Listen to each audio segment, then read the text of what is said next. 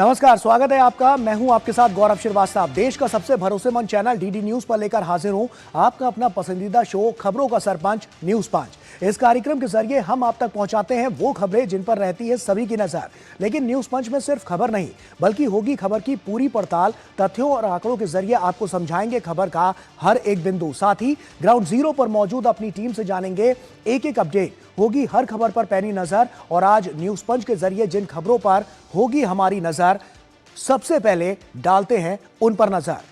तो सबसे पहली हमारी खबर होगी, आपको बता दें, सोरेन राहुल का पुतला दहन।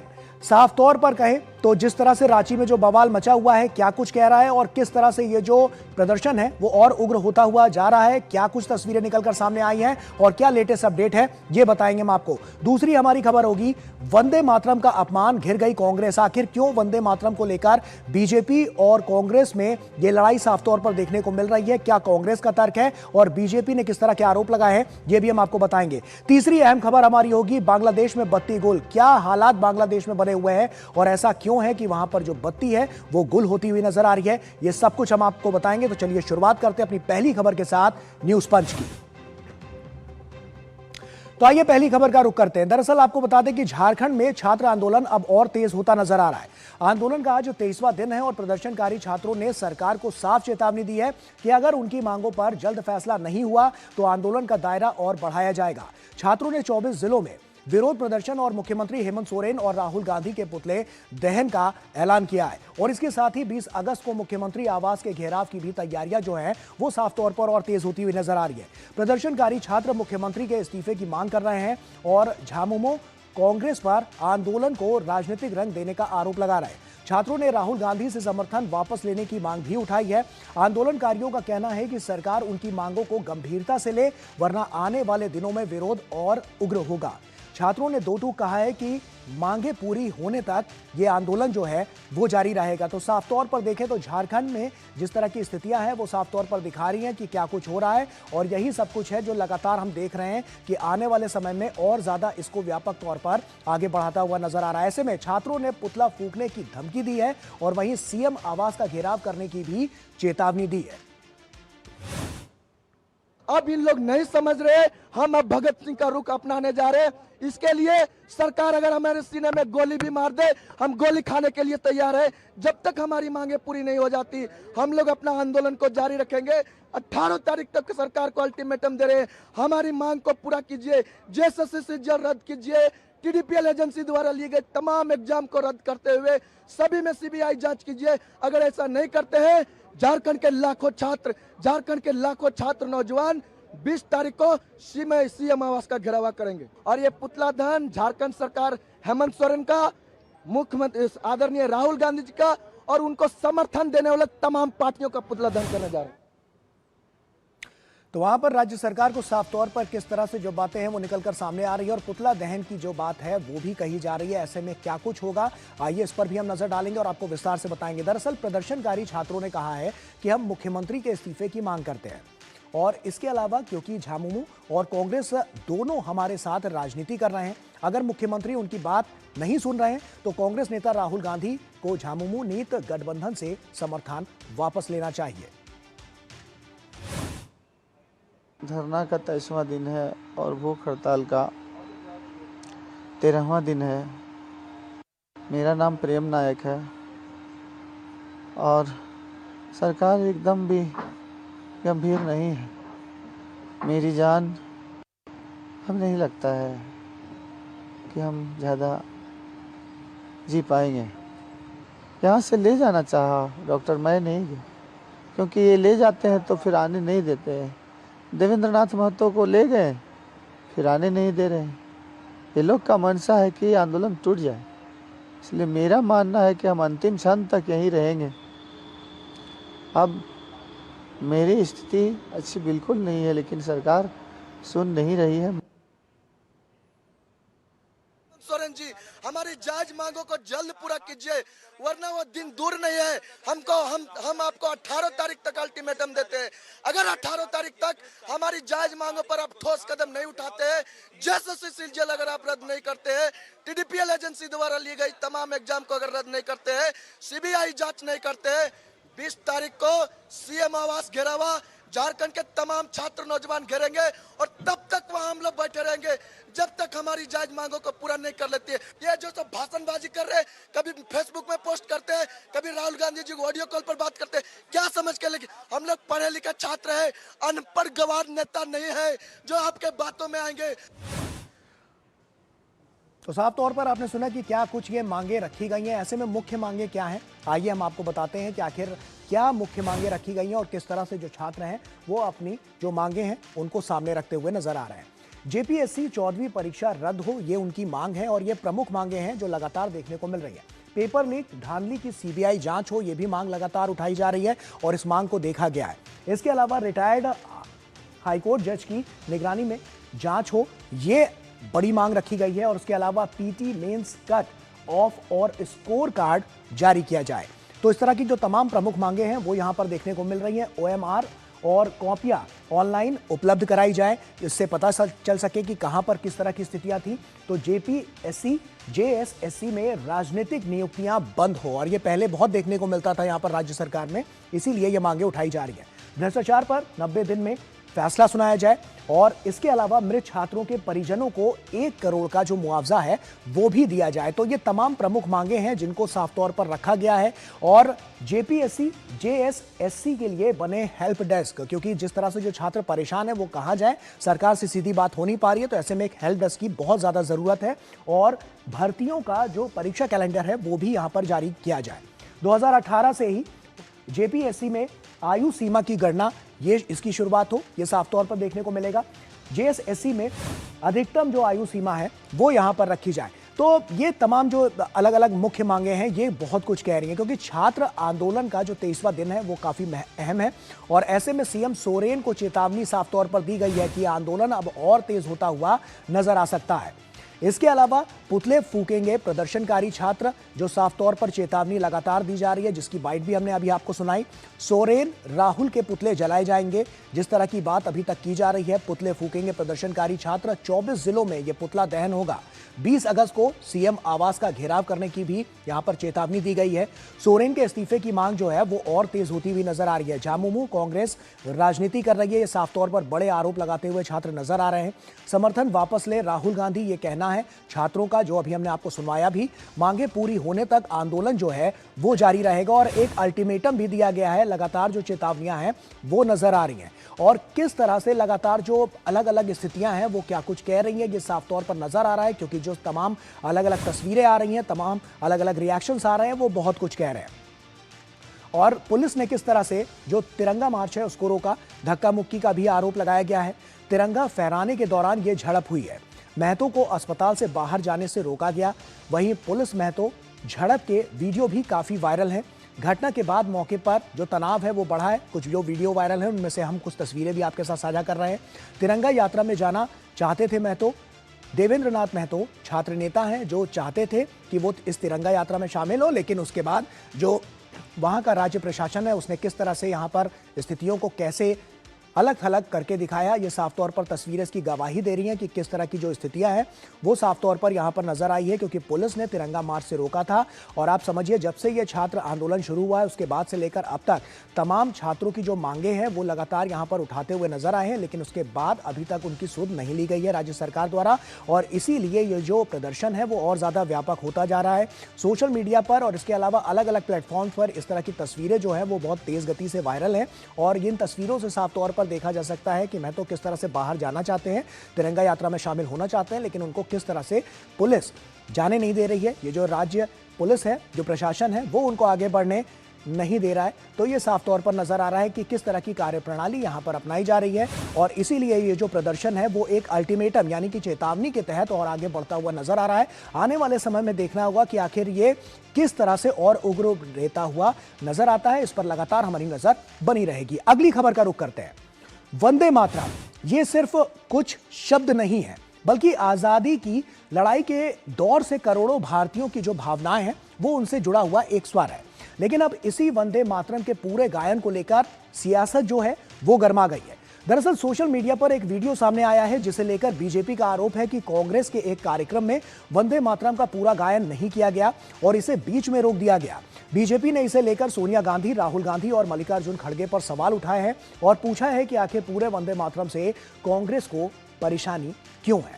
बीजेपी का आरोप है कि राष्ट्रगीत के पूरे गायन को रोकने की कोशिश की गई है। हालांकि कांग्रेस ने इन आरोपों को खारिज करते हुए सफाई दी है कि उसके मुख्यालय में वंदे मातरम का पूरा गायन किया गया था। और इसी बीच केरलम में भी वंदे मातरम को लेकर विवाद सामने आया है। अब आरोप प्रत्यारोप के बीच मुद्दा सिर्फ एक गीत का नहीं है बल्कि उससे जुड़ी भावनाओं और सियासत का बन गया है। यानी राष्ट्रगीत की गूंज के बीच अब सियासत का जो शोर है वो बहुत ज्यादा तेज है। आखिर क्यों हुआ है ऐसा, आइए इसको हम विस्तार से जानते हैं। आपको बताते हैं कि किस तरह से वंदे मातरम पर कांग्रेस जो है वो घिरती हुई नजर आ रही है। पूरे वंदे मातरम को लेकर जो सियासी उठापटक है वो साफ तौर पर देखने को मिल रही है और क्या कुछ अब तक इसमें हुआ है ये देखना है। तो ऐसे में मातरम पर जो सियासी संग्राम है वो साफ तौर पर देखने को मिल रहा है। कांग्रेस ने पूरा वंदे मातरम नहीं गाया है। सोशल मीडिया पर जो वीडियो है वो तेजी से के साथ वायरल हो रहा है। बीजेपी का सोनिया राहुल खड़गे पर आरोप है। वंदे मातरम को रोकने की जो कोशिश है वो लगातार देखने को मिल रही है और सोनिया गांधी का राष्ट्रगीत रोकने का ये जो आदेश था वो किस तरह से सवालों के कटघरे में उनको खड़ा करता है और क्या कुछ है ये हम आपको बता रहे हैं। राहुल भी पूरे गायन के दौरान लगातार परेशान नजर आए। जो सोशल मीडिया पर जो तस्वीर है वो हम आपके साथ अभी साझा करेंगे। कांग्रेस की पूरे मामले पर जो सफाई है वो साफ तौर पर सामने आई है, लेकिन मुख्यालय में गाया गया पूरा वंदे मातरम ये कांग्रेस की तरफ से कहा गया, लेकिन बीजेपी जिस तरह की जो बात कर रही है वो साफ तौर पर देखने वाली बात है और उसका एक वीडियो भी सोशल मीडिया पर तेजी से आगे बढ़ता हुआ नजर आ रहा है।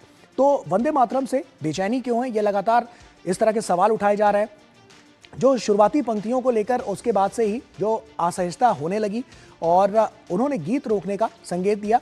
वहीं राहुल गांधी भी पूरे गायन के दौरान और राष्ट्रगीत समाप्त होने के बाद तक वहां पर वो परेशान दिखे। तो ये तमाम ऐसे अहम सवाल हैं जो लगातार उठाए जा रहे हैं और यही तो कांग्रेस की पुरानी दुविधा है कि गांधी परिवार को भारत की सांस्कृतिक चेतना, सभ्यतागत विरासत और राष्ट्रभाव के साथ आखिर इतनी असहजता क्यों है। ये सवाल बहुत अहम है, आप समझिए, क्योंकि स्वतंत्रता दिवस पर भी गांधी परिवार की वही बेचैनी कैमरे में कैद हुई है। तो ये साफ तौर पर ये जो तमाम सवाल हैं वो उठाते हुए नजर आ रहे हैं। ऐसे में बीजेपी की तरफ से तमाम रिएक्शंस भी निकलकर सामने आए। क्या कुछ कहना है आइए सबसे पहले वो आपको सुनवाते हैं। पूरा देश ने देखा कि राहुल गांधी, सोनिया गांधी, खड़गे जी, ये पता है कि उन्होंने वंदे मातरम को बंद करने के लिए भी कह दिया और ये भारत का अपमान है। वंदे मातरम का अपमान मतलब भारत का अपमान है। वो आजकल अपने से बाहर नहीं निकल पा रहे हैं। वंदे मातरम का अपमान भारत माता का अपमान है। उन्होंने अपमानित किया है वंदे मातरम। कांग्रेस नेतृत्व ने एक बार फिर दिखा दिया कि उसे संपूर्ण वंदे मातरम से कितनी बेचैनी। कांग्रेस ने अपनी ओछी और तुष्टीकरण की राजनीति के चक्कर में राष्ट्रीय गीत का अपमान किया है। यह भारत के स्वतंत्रता संग्राम की आत्मा का हिस्सा है। यह उन करोड़ों लोगों की भावना है जिन्होंने देश की आजादी के लिए अपना सर्वस्व न्यौछावर कर दिया। आपको पूरे देश से माफी मांगनी चाहिए और यह कहना चाहिए कि भविष्य में कांग्रेस और कांग्रेस के नेता कभी राष्ट्रगीत का अपमान नहीं करेंगे। कांग्रेस कार्यालय में वंदे मातरम गीत गाया जा रहा था। उस समय कांग्रेस की supreme leader Sonia Gandhi ji, super अध्यक्ष राहुल गांधी जी और सिटिंग अध्यक्ष मल्लिकार्जुन खड़गे जी बहुत ही विचित्र और आपत्तिजनक तरीके से असम्मान व्यक्त करते हुए एक दूसरे से बातचीत करते हुए नजर आए। राष्ट्रगीत वंदे मातरम के प्रति उनका अपमान है, जिससे करोड़ों करोड़ों भारतवासी बहुत आघात महसूस कर रहे हैं। और ये जो विवाद है ये थमता हुआ नजर नहीं आ रहा है। ऐसे में केरलम में भी वंदे मातरम पर विवाद जो है वो साफ तौर पर देखने को मिल रहा है, क्योंकि स्वतंत्रता दिवस में वहां पर वंदे मातरम बजा ही नहीं। ऐसे में सीएम वीडी सतीशन की जो मुश्किलें हैं वो बढ़ती हुई नजर आ रही है। सत्ता में है कांग्रेस और समर्थित यूडीएफ सरकार। तो ऐसे में सवाल यह है कि आखिर ऐसा क्यों हो रहा है और बार बार इस तरह की जो स्थितियां हैं वो वहां पर क्यों हो रही है जहां पर कांग्रेस कहीं ना कहीं गठबंधन में नजर आ रही। तो ऐसे में साफ तौर पर यह चीज साफ तौर पर इशारा कर रही है कि आखिर किस तरह की कार्यप्रणाली अपनाई जा रही है। और इसी को लेकर जो बीजेपी है वो सवाल उठाती हुई नजर आ रही है कि आखिर राष्ट्रभक्ति की बात की जा रही है, लेकिन ऐसा क्यों हो रहा है। आइए सुनवाते हैं आपको।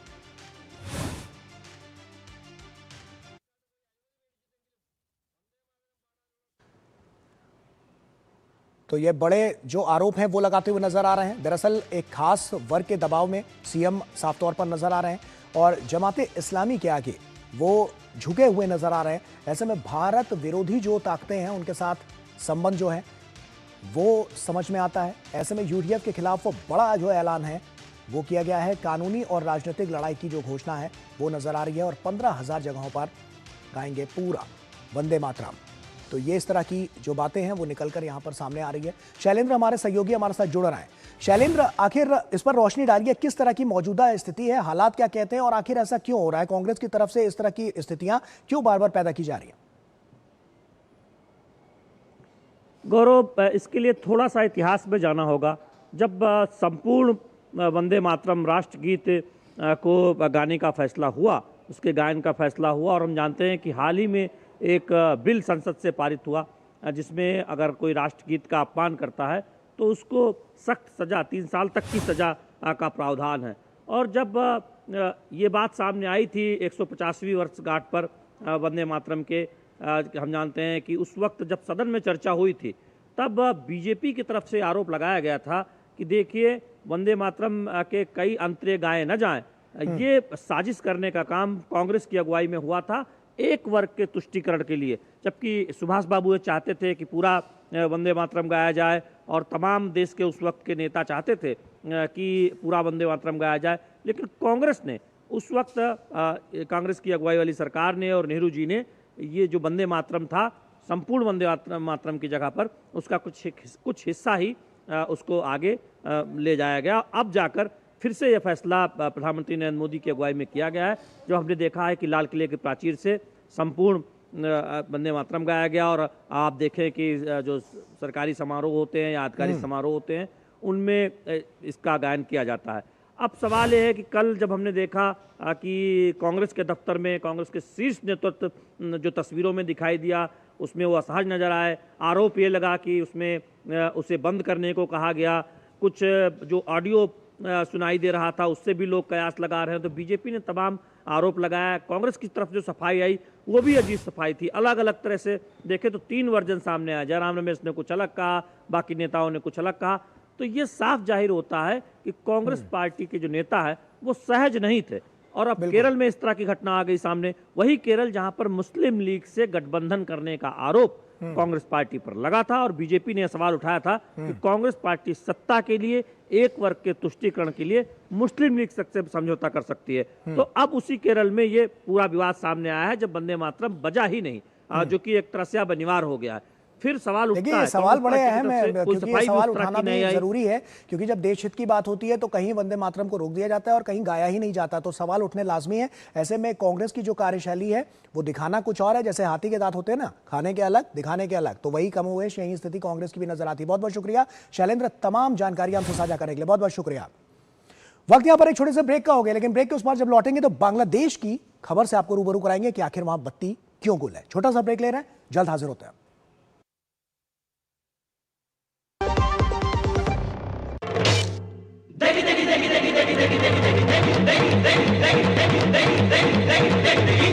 तड़के वाली हरी हरी मिर्च है, लाल लाल लज्जत से भरी मिर्च, बरसों से जाती पड़ती मिर्च। MDH की देगी मिर्च, देगी मिर्च का तड़का, अंग अंग फड़का। MDH की देगी मिर्च। बढ़ता है, खेलता है, झूलता उछलता है, दौड़ता कभी कभी दौड़ कराता है, आगे आगे बढ़ता है इंडिया, अमूल दूध पीता है इंडिया। जब धरती चीर कर निकलता है लोहे का पत्थर और मिलता है मोंगिया के जोश से, फिर तपता है, पिघलता है और बनता है फौलाद। अब होता है सरिया सारी खूबियों के साथ। मोंगिया स्टील, मजबूत देश का मजबूत सरिया। ब्रेक के बाद एक बार फिर से आप सभी का स्वागत है। बात करेंगे बांग्लादेश की। बांग्लादेश में बिजली संकट ने अब आम लोगों की परेशानियां जो है उसको बढ़ा दिया है। देश के कई इलाकों में लंबे पावर कट की वजह से जनजीवन प्रभावित हो रहा है और कुछ जगहों पर 6 से 12 घंटे तक बिजली की कटौती की खबर सामने आई है। खासकर ग्रामीण इलाकों में इसका सबसे ज्यादा असर बताया जा रहा है। दरअसल गैस की कमी के चलते कई बिजली संयंत्र पूरी क्षमता से उत्पादन नहीं कर पा रहे हैं, जिससे बिजली की जो मांग है और आपूर्ति के बीच एक बहुत बड़ा अंतर जो है वो बढ़ गया है। लंबे समय से बिजली कटौती झेल रहे लोगों में नाराजगी भी बढ़ चुकी है और बिजली से जुड़ी सुविधाओं को निशाना बनाए जाने की खबरें सामने आई हैं। ऐसे में बांग्लादेश का ऊर्जा संकट अब सिर्फ बिजली की समस्या नहीं बल्कि आम लोगों के लिए बड़ी परेशानी भी बनता जा रहा है। बांग्लादेश में साफ तौर पर बत्ती जो है वो गुल होती हुई नजर आई है और ऐसे में जो हालात हैं वो कैसे वहां पर है, किस तरह से कारगुजारी वहां पर हो रही है और ऐसे में क्या कदम उठाए जा रहे हैं, इस पर साफ तौर पर नजर है, क्योंकि बांग्लादेश में ऊर्जा का जो संकट है वो तेज गति से बढ़ता हुआ नजर आ रहा है। ऊर्जा संकट से अब पूरा जो देश है वो जूझता हुआ नजर आ रहा है। बड़े पैमाने पर, जी हां, बड़े पैमाने पर बिजली की कटौती हुई है। वहीं लोगों की जो मुश्किलें हैं वो लगातार बढ़ती हुई नजर आ रही है, क्योंकि आप समझिए 6 से 12 घंटे तक की अगर हम बात करें तो ये बिजली कटौती नजर आ रही है। ग्रामीण इलाकों में ज्यादा असर नजर आ रहा है। गैस की जो कमी है उससे बिजली संयंत्र पूरी तरह से प्रभावित होता हुआ नजर आ रहा है। पूरी क्षमता से अब उत्पादन जो है वो नहीं हो पा रहा है, जिसकी वजह से ये बिजली गुल होती नजर आ रही है। बिजली सुविधाओं पर हमले की जो खबरें हैं वो साफ तौर पर नजर आ रही हैं और नाराज लोग इन्हें निशाना बना रहे हैं। तो ये पूरा जो मामला है वो लगातार देखने को मिल रहा है कि क्या कुछ इसमें नजर आ रहा है। आइए अब आपको सुनाते हैं कि इस पूरे मामले पर, जी हां, पूरे मामले पर यूनाइटेड इंटरनेशनल यूनिवर्सिटी के सेंटर फॉर एनर्जी रिसर्च के डायरेक्टर और renewable energy expert Shahriar Ahmed Chowdhury ने क्या कुछ कहा है, सुनिए। Surrounding countries like India, Pakistan, or Sri Lanka, even Bhutan and Nepal. Though Bhutan and Nepal, they have hydropower plant, but India, Pakistan, and Sri Lanka, they have progressed a lot in terms of renewable energy, especially the available renewable energy, solar and wind. But in comparison to that, Bangladesh is lagging behind. और इसी पर हमारे सहयोगी अखिलेश तुमन हमारे साथ जुड़ चुके हैं। अखिलेश का ही रुख करते हैं। अखिलेश, साफ तौर पर देखें तो बांग्लादेश के जो हालात हैं वो काफी इस वक्त दयनीय बने हुए हैं। ऐसे में जब 6 से 12 घंटे तक बिजली नहीं रहेगी, कामकाज पूरा तो प्रभावित होगा, इसके अलावा लोगों को भी काफी मुश्किलें होंगी, जो साफ तौर पर नजर आ रहा है। क्या कुछ अभी तक वहां से निकलकर इनपुट्स आए हैं और क्या इस पर ताजा अपडेट है? सबसे पहले इस पर रोशनी डालिए। हाँ, देखिए, निश्चित तौर पे बांग्लादेश की स्थिति काफी नाजुक रही है। पिछले ये मान सकते हैं कि तकरीबन 6 महीने से बांग्लादेश में ऊर्जा संकट बढ़ा है और ऊर्जा संकट को दूर करने के लिए बांग्लादेश का सबसे निकटतम सहयोगी भारत रहा है। बांग्लादेश ने से जो पुराने जो एग्रीमेंट है उस एग्रीमेंट के मुताबिक जो भी सप्लाई जा सकता था गया है, लेकिन बांग्लादेश ने बीच में क्या किया, बांग्लादेश ने अडानी पावर से ऊर्जा जाती थी, उस ऊर्जा को उन्होंने उस पर कई सवाल खड़े किए और उसमें काफी बाधा आई। अब इसकी वजह से भी बांग्लादेश में एक ऊर्जा का संकट है।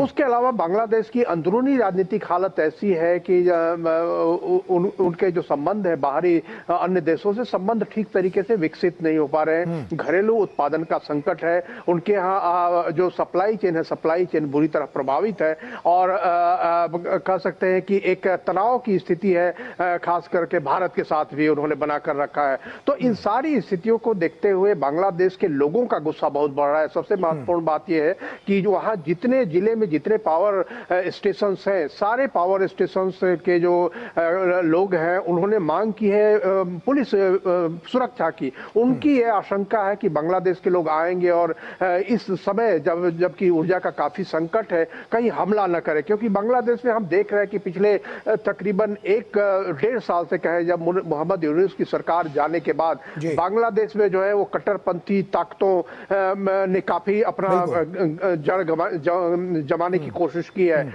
और उन्होंने सर भी उठाए हैं, हिंसा की घटनाएं हुई हैं। इसकी वजह से वहां का सरकारी महकमा भी काफी आशंकित है कि आज के ऊर्जा संकट में, जिसके कई कारण अंतर्राष्ट्रीय कारण भी है, वैसे में जो वहां का जो एक ऐसा तबका है जो कि इस स्थिति का लाभ उठाना चाहते हैं और वहां अपनी जो कह सकते हैं कि आतंकवादी गतिविधियां बढ़ाना चाहते हैं, वैसे लोग हिंसा के संकट को बढ़ा सकते हैं। तो निश्चित तौर पर बांग्लादेश जो है अभी काफी त्रासद स्थिति से गुजर रहा है। चलिए, आने वाले समय में देखना होगा कि और क्या कुछ होता है और क्या तस्वीरें निकलकर सामने आती है। बहुत बहुत शुक्रिया अखिलेश, तमाम जानकारियां विस्तार से साझा करने के लिए। और इसी के साथ न्यूज पंच में फिलहाल अभी के लिए इतना ही। 2 बजे फिर होगी आपसे मुलाकात कुछ और खबरों के साथ। तब तक के लिए दीजिए अनुमति। नमस्कार।